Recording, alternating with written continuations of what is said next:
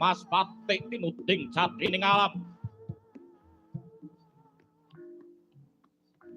Tokok kelawan kowe mbelung wonten tinimbalan dawuh. Dalem bose. Sapa sing kandha lamun to urip kuwi mawana watese nyatane Dasamuka lah Wanaraja biyen dadi ratu ana ngangka tiraja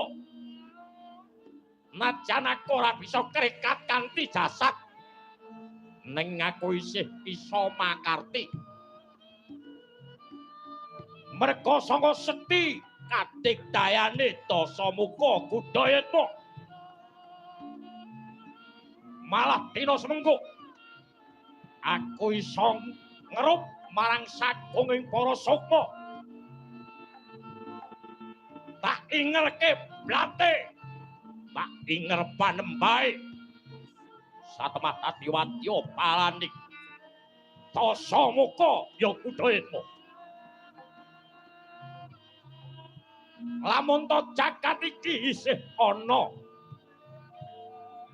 manuk perkutut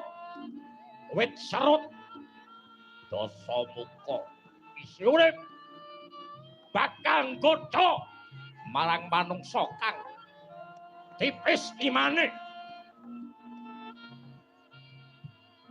sing senengane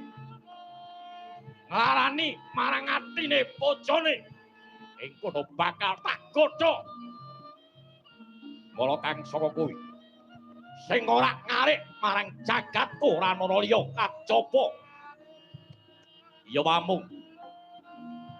maniti sing Bathara Wisnu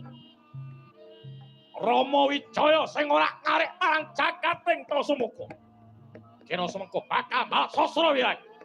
Trikna Wadya Bala tawang kantungan wis tuwa kendhau